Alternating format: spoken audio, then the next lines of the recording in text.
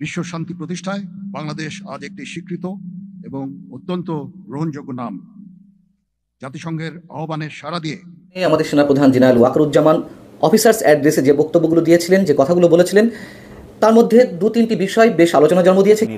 ভূমিকাই বা কী হবে? সেনাপ্রধানকে প্রধান উপদেষ্টার সঙ্গে বৈঠক করে দেশের বাস্তবতা, আন্তর্জাতিক বাস্তবতা, ভারতের যুদ্ধ প্রস্তুতি এগুলো বোঝানোর চেষ্টা করবেন, বুঝিয়ে যেহেতু প্রধান উপদেষ্টা রাজনৈতিক ব্যক্তিত্ব না। বাংলাদেশ সেনাবাহিনী নিয়ে নতুন আরেকটা তথ্য আসছে, পুরো ভিডিওটা দেখলে পরে বুঝতে পারবেন। ভিডিওর বিশেষ অংশটুকু আপনারা দেখেছেন। প্রিয় দর্শক শ্রোতা, বাংলাদেশ সেনাবাহিনী নিয়ে কি হচ্ছে সেনাপ্রধান জেনারেল ওয়াকারকে নিয়ে, হ্যাঁ এটাই কিন্তু সবার মনে একটা প্রশ্ন। জেনারেল ওয়াকার তিনি কি করতে যাচ্ছেন, তার একটা বক্তব্য কি করে দিতে পারে জনগণকে, কি হতে পারে, কি ইফেক্ট পড়তে পারে, এটা অনেকেই এখনও কিছুই মনে করছে না। অনেকেই সেনাপ্রধানের বিপক্ষে, আবার অনেকেই যাচ্ছে সেনাবাহিনীর বিপক্ষে। আসলে সেনাপ্রধান জেনারেল ওয়াকার তিনি বাংলাদেশে কি করতে চাচ্ছেন বা কি করবেন, চলেন আমরা একটি মূল ভিডিও দেখে আসি। আশা করছি পুরো ভিডিও জুড়ে আমাদের সাথে থাকবেন, বিস্তারিত আলোচনা শুনে আসি। বেশ আলোচনা জন্ম দিয়েছে, কিন্তু একটি বিষয় আমাদের আলোচনার বাইরে চলে গেছে, কিন্তু আমি মনে করি সেই বিষয়টি খুবই খুবই গুরুত্বপূর্ণ।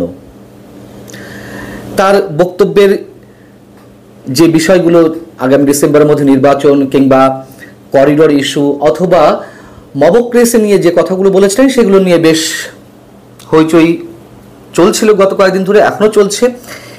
কিন্তু সেদিন সামরিক কর্মকর্তারা যে একটি ভয়ঙ্কর গুরুত্বপূর্ণ প্রশ্ন তুলেছিলেন, জুলাই আগস্ট হত্যাকাণ্ড নিয়ে জাতিসংঘ রিপোর্ট দেওয়ার ক্ষেত্রে তারা আগে সেনাবাহিনীর কারোর সঙ্গে কোনো কথা বলেনি কেন? এই প্রশ্নের উত্তরে সেনাপ্রধান যে কথাগুলো বলেছিলেন, কোনো কোনো গণমাধ্যমে এসেছে, কিন্তু আলোচনার জন্ম দেয়নি সেভাবে।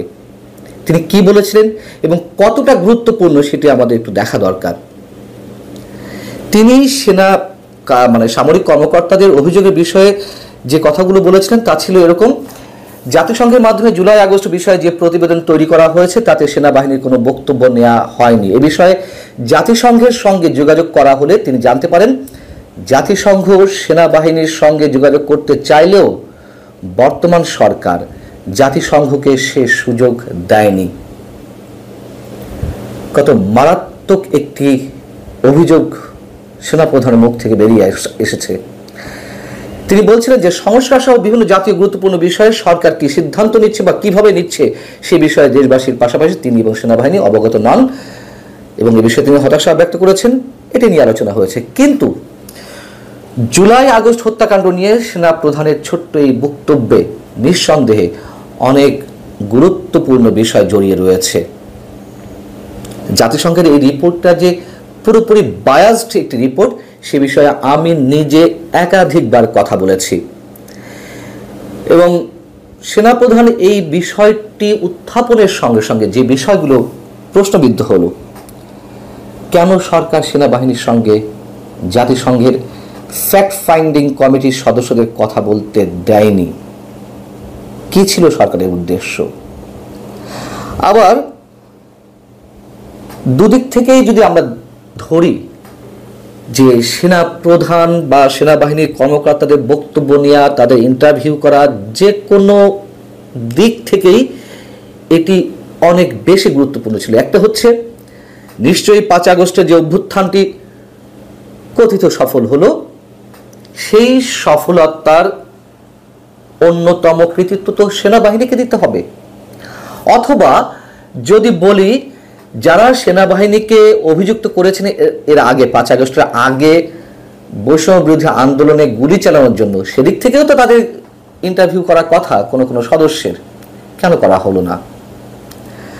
এবং আমরা তো জানি এটি ঢাকা বিশ্ববিদ্যালয়ের শাখা শিবিরের সাবেক সভাপতি সাদিক কায়েম, তিনি ফ্যাক্ট ফাইন্ডিংস কমিটিকে শুরু থেকে শেষ পর্যন্ত সহযোগিতায় ছিলেন। এটি সাদিক কায়েম নিজে তার ফেসবুকে বলেছেন। সেই কমিটির রিপোর্ট কতটা বায়াসড হতে পারে, কতটা আনবায়াসড হতে পারে, সে সম্পর্কে আমাদের নিশ্চয়ই ধারণা থাকতে পারে। এবং জাতিসংঘ, আমি যেটুকু জানি, জাতিসংঘ চেয়েছিল 30শে সেপ্টেম্বর পর্যন্ত সব ধরনের হত্যাকাণ্ড কিংবা অবিচার অপরাধমূলক যেসব কর্মকাণ্ড, পুলিশের উপর আক্রমণ, মানুষের বাড়িঘরে লুটতরাজ সহ সব কিছুর তদন্ত করতে চেয়েছিল, কিন্তু সরকার সেটিও দেয়নি।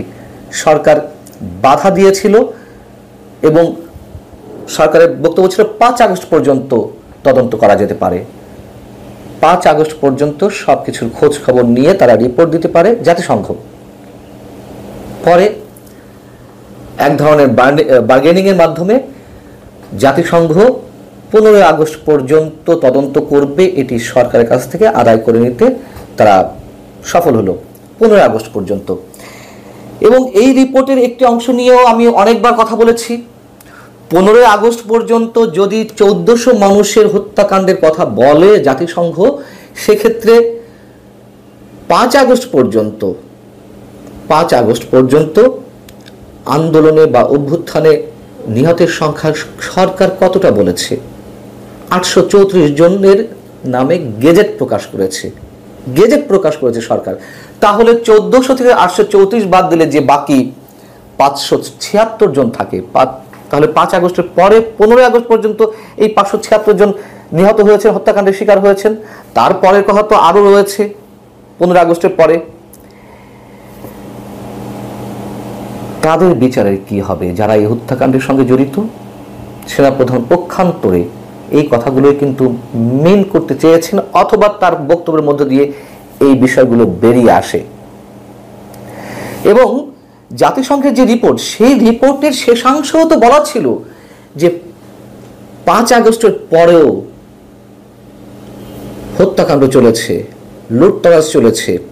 পুলিশের তথ্য অনুযায়ী দেশের 639 থানার মধ্যে 450টিতে ভাঙচুর করা হয়েছে, হামলা করা হয়েছে, অনেক সাংবাদিক আক্রমণের শিকার হয়েছেন, জাতিসংঘের রিপোর্টে এসেছে।